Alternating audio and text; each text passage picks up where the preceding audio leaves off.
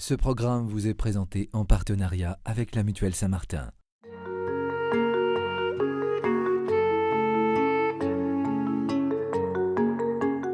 Frédéric et Fabien Vanier se sont mariés le 30 octobre 2010. Habitant Rennes, ils sont à une petite heure de route du foyer de charité de Tressin. Ce lieu, dont ils sont devenus des fidèles, les a accueillis pendant leur préparation au mariage pour différentes retraites. Depuis, une relation d'amitié s'est liée entre le père du foyer et ses amis de la communauté. Une relation qui les aide à réfléchir au fondement de leur union. Il a fallu trouver un rythme propre à nous deux, au nouveau couple qu'on était. Et ça, je trouve que ça s'est pas fait tout le temps sans difficulté, sans tension, sans fatigue. Je crois qu'il y a eu un temps où on est resté dans l'illusion de vouloir faire rentrer 2 emplois du temps de célibataire dans un seul. Et ça tient pas 6 mois, quoi.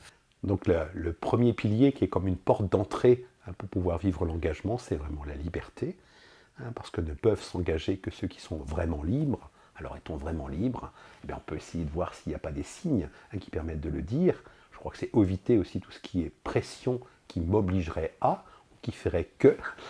En particulier, l'Église recommande effectivement qu'il y ait cette période de vie séparée pour pouvoir tous avoir ce travail personnel de vérification de cette liberté. La liberté, c'est aussi un signe de la maturité humaine, que je sois vraiment libre pour pouvoir m'engager. Je pense qu'aussi c'est un but, c'est-à-dire que l'engagement lui-même va rendre libre.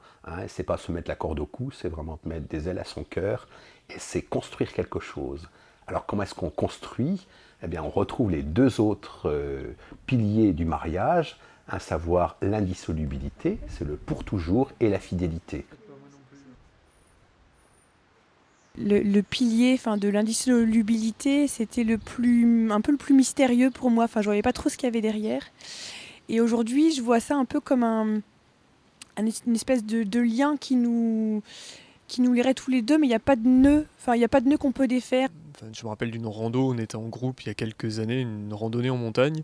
J'étais souvent devant dans la journée, on marchait, le groupe s'étalait, et en milieu de journée, je t'attendais au bord du chemin et je savais que tu allais arriver et toi tu savais que j'allais être là. On se disait pas à quel endroit on allait s'attendre et tout. Et je me rappelle que ça a été un symbole fort que j'ai ressenti à ce moment-là. Je me suis dit, oui, je serai là. Malgré le chemin que je ne connais pas à l'avance, c'est inconnu et en même temps, je serai là et toi tu sauras que je suis là. Alors l'indissolubilité, je m'engage pour toujours parce que l'homme a besoin de construire du durable et il ne peut pas le faire de lui-même. C'est là où je crois que la force du sacrement est là. Ce pour toujours qui nécessitera effectivement l'entretien. Comme on entretient une machine, on entretient aussi ce qu'il y a d'humain pour pouvoir construire le couple. Ce qui est marrant en termes de fidélité, je pense que je pense au moment où on en parlait à 2, j'avais moins peur pour moi que pour toi en fait. Ouais. De me dire non, moi je suis capable, je sais, je m'engage, je fais un choix, c'est clair dans ma tête, je suis pas naïf, je me donne juste les moyens de pas tomber dans le piège. Et comme on n'a pas les mêmes manières de réagir, comme au quotidien on est très différents, j'avais plus peur de tes réactions que des miennes. Et moi c'était terriblement douloureux, j'avais l'impression que Fabien ne me faisait pas confiance. Et le fait de sentir qu'il doutait de moi, moi ça pouvait même venir à me faire douter de moi-même. Enseigne. Et c'est là où je crois que indissolubilité, le pour toujours et la fidélité vont un petit peu ensemble. Parce que pour moi, la fidélité, c'est bien sûr éviter les infidélités, mais c'est également être créatif. C'est-à-dire comment est-ce que je peux dire oui aujourd'hui à l'engagement que j'ai pris. Donc c'est être créatif. Et c'est ce créatif qui va permettre d'envisager le pour toujours. C'est comment est-ce qu'aujourd'hui je peux inventer l'amour en fonction d'un nouveau contexte, en fonction de mon âge, parce qu'après 50 ans de mariage, comme me disait un couple, lui me disait, elle m'étonne toujours.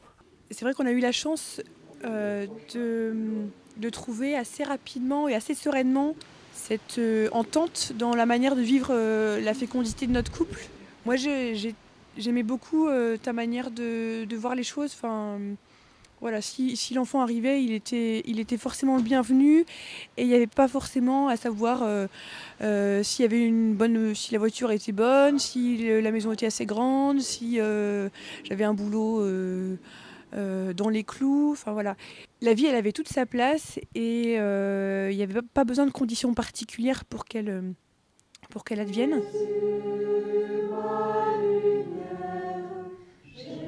Alors c'est vrai que les trois piliers dont je viens de parler sont un chemin aussi intérieur de construction du couple. C'est comme un inspire, on peut dire. Et puis également, il y a une expiration, une ouverture à l'autre. Et ça passe par le chemin de la sexualité, ce chemin d'intimité, par l'ouverture à l'autre, l'accueil de l'enfant.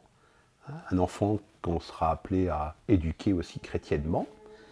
Mais la fécondité n'est pas simplement la fécondité charnelle, c'est être lumineux dans le monde, car je pense que le couple chrétien et le couple qui s'aime et qui s'est engagé pour toujours dans la fidélité et librement est appelé à être signe de l'amour de Dieu pour les hommes, à prendre sa place dans la vie de la société, à être rayonnant en lui-même, et on a besoin ainsi de petits foyers de charité. Le couple est appelé à devenir un foyer de charité qui sera rayonnant, qui sera appelant, qui est chaleureux dans son accueil, dans son hospitalité.